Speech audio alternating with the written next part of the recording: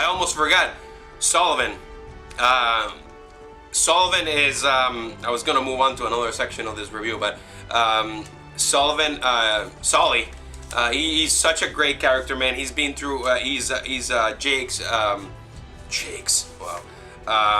Nathan Drake's mentor, and you get to see the development here, how he meets him and all that in Cartagena and all that, and the whole thieving teaches him to be a thief and a survival.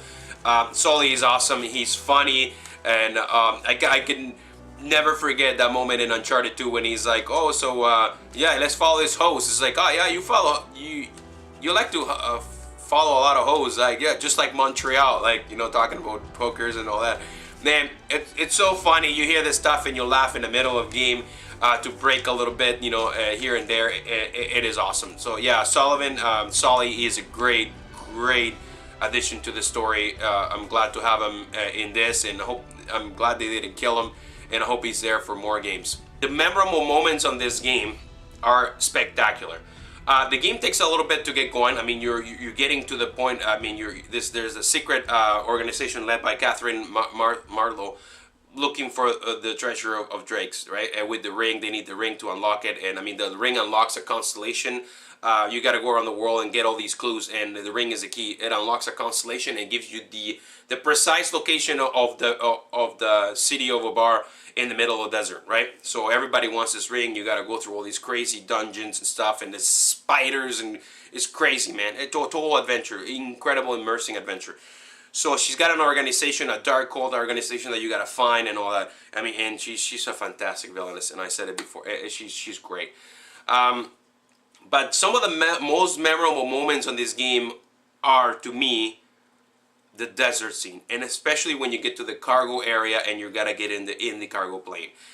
I was jaw dropped, okay, at the scene on the plane, man. Like the music going on, the action, and I mean timing your buttons right, fighting this guy on the plane, the sound of the plane. I had this hooked up on my 7.1 surround sound, and I had a full blast to enjoy the full experience of this. I was blown away, man. I was there, and the editing, how they edit this game, when the games, you're in, like, this guy comes in, the big guy pulls you out of the cargo hold there, and you're fighting this guy, and all of a sudden you're climbing and striving to get to the top again, and he's hanging on that cargo, and then he gets up, and you release that lever. You're trying to push that lever before he gets to you, and then that crate falls and throws him out of the plane. Incredible. Now you think you're done, and now you fall again back on the cargo, and there's people shooting at you, and you're like, okay, is this a cutscene? Like, no, my guy was just sitting there. Nathan was just sitting on that cargo net, and I could move him, and I could shoot. I was like, my God, this is incredible, man. This is incredible. It is so unreal. I was so blown away. And you get to the top of the plane, and that plane, there's a gunfight up there, and the side of the plane blows out. People get sucked out, and then now you're like, the plane's going down, man. How the hell did you survive this? And that was one of the biggest secrets in it. You get thrown out of this broken up plane that's going down, and you're like, you're floating in midair, and all of a sudden you're going towards this crate, and they're like, whoa, you gotta, and then you grab it, and there's a chute on it, and you pull the chute, and then he lands safely on the middle of this desert. And you think your troubles are over? No. This was the most captivating moment for me, moment in this game, the desert scene. It is something so simple, but you think, whatever, a guy in the desert walking around, nothing to do. What is that? What is that? Very emotional moments here. This is the survival of this man in the desert trying to get, you're in the middle of the desert, man, 300 miles each way, whatever. You're completely stuck, and you got to survive, and you got to just keep moving forward. And it's the struggle of this man going through the sand, and the sand in his hair and all that. Oh man, unbelievable. I was like, this is my reaction, man. I was just like this, like moving the controller, completely immersed and completely blown away. The graphics in that scene, the sand, and you can see as far as, yeah, I mean, the game runs on 720p, okay? And of course, you know what, if there was a computer version of this game, like a PC version running on the new PCs with a XT 790, the new cards, right? The new cards, $700 video cards right now. My friend Chris has the brand new one. Here's his link right here. Go check out his Go check out his review on this card. It'll blow your mind away. It runs Battlefield 3 on ultra settings at 60 or 90 frames per second. Unreal. If they had a version for Uncharted on PC, I would play it on PC. Why not? You know, mouse aiming. You know, guys know I like mouse aiming. But for a console, this is like the best looking graphics you can get on a console. There's no doubt about it. The game looks incredibly gorgeous. So the whole mix of it makes it one of the best experiences I played this year. And memorable moments, man. That's what I like. Memorable moments. I lent Chris the game. He's got my game right now. He's playing it right now. Alright? And he says he's almost at the plane scene. So he wasn't enjoying it at the beginning. But now he's getting into it. Man, this game is picking up now. Wow, wow, wow. No? So, it is the memorable moments. It's stuff that you're going to go, oh man, I remember this. I want to go play it again. You will do it. You will play it again. Memorable moments in this game make this game incredible, and of course you get a grand finale at the end. The treasure, of course there is the deception.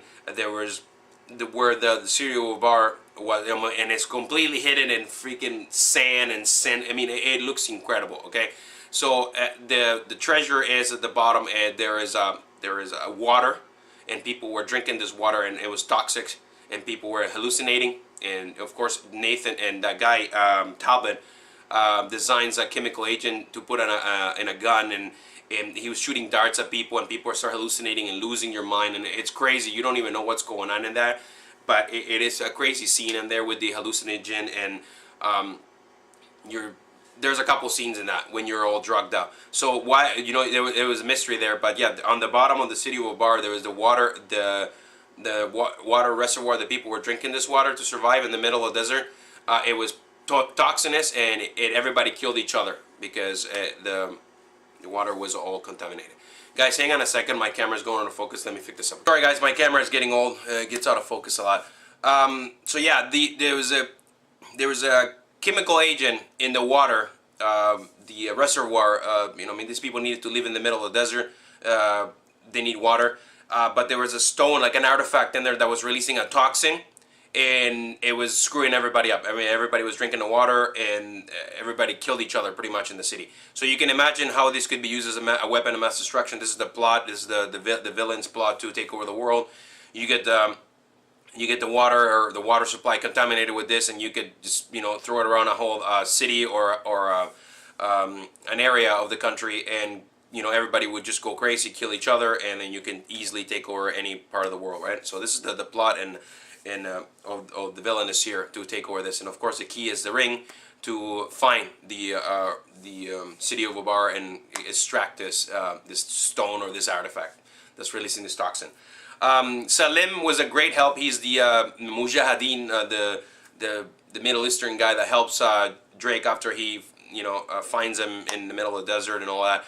And he's awesome. He's just, there's a great dialogue going on between them. It is so immersing. I mean, very well acted. The acting on this game is spectacular. I didn't see anything cheesy on there or nothing like that. It was well done, very well written, this game. The weapons too, like one thing is in the desert. Just to tell you like how the weapons and the sound effects on this game are so incredible. It will blow your mind away. I was sitting behind this pillar, and there was all these guys hiding, and we were in this broken down village in the desert, and I picked out, the guy picks out his, I pop out and I shot him. I put my scope of the sniper right in his head, shot him, and he went like backwards, man. It was funny as hell. But the sound effect of the echo of that sniper rifle after I fired that, try that out if you play the game. Go in the desert and fire that sniper rifle, man. It went like on 7.1, it went all around the room like, and it just kept a ripple effect. I was blown away, man. I was blown away. That's what a sniper rifle or a shot or a rifle would sound echo like that in the desert. Unbelievable. The attention to detail, it is beyond. Okay. So quickly with the multiplayer, actually, you know what? I will say this right now. The multiplayer is awesome. It is really great. There's so many modes you can play. There's plunder. There's team deathmatch. It is so much fun, so involved, and it's a great addition to the package. There's so much to do. You get to rank up. There's a lot of unlockables you can get, skins, characters. You can play as all the characters in the game. there's a lot to stuff to work for and strive for in the multiplayer to keep you busy for a long time. And if you want a different aspect from all the first-person shooter games going on out there, third-person action, rolling around, you know what, this game, I'm sorry, Xbox fans, and you know, you guys know I'm an Xbox fan. I have an Xbox too. I love the Gears of War, but this game style gameplay kills Gears of War 3 style game. It is way better, realistic weapons, grenades, more involved. It just, the real settings, it looks, and in online on 720p, it looks fantastic. There's awesome boards. You can jump off trains, you can jump on the moving plane with your buddies. You can hoist your buddies up. You can grab people from ledges, they fall and die. It is fantastic. So included on this package, it makes it all worth it. So at the long run, I am so glad I got this to celebrate the release of this game, the collector's edition. If you really want to celebrate this game, this is the way to go with the collector's edition. And I'm telling you, what the most impressive thing about Uncharted 3 is the development of Naughty Dog, bringing us the ultimate experience all throughout these years. And to me, Uncharted 3 is the best game I played so far this year. And of course, there's crazy titles out there that are like right behind this game. But I was so moved and blown away by this game that I mean, it was an incredible experience from end to finish. Graphics, sound effects, storytelling, acting, memorable moments. It makes this a perfect game. And you know, people complain, oh, IGN give it a perfect 10 out of 10. Well, they see it from the technical experience and the experience. You know, the technical achievement they have gotten here, and then the experience of a video game is a fun game to play. It is spectacular. I give Uncharted 3 a 10 out of 10. And it diverse himself from other games. You know, you're talking about like, you know, games like Skyrim. I will do my review of Skyrim, and you will see why it's up there too. I mean, Skyrim is an amazing game, but Skyrim is a role-playing game that has, you make your own story, you're making your own thing in your lows and highs. And I mean, there's not much storytelling. You're going to talk to people, and it's always a one tone. You know, that's it. Uncharted 3 is more of a cinematic experience, and makes you feel. It makes you like, wow, holy, oh, like, you know, you are in a roller coaster ride, man. That's what it is. But to me, so far, this is the best game I played in 2011 amongst all these amazing other games. It's up there. I hope you guys enjoyed my review of this game. Like I say, if you don't have a PS3, guys, don't be narrow-minded. If you can afford one, you know, get one and really give this series a chance and try it. Because everybody that are like hats down to Naughty Dog and their incredible Uncharted experience in gaming. Guys, take it easy. Stay tuned. I'm gonna have Skyrim next review, and I'm gonna tell you. I'll probably give it a 10 out of 10 too. You know, all these games deserve a 10 out of 10. It's amazing. But Uncharted 3 right now is the best game in the top 5. It's the best game of the year for me, hands down. Take it easy, guys.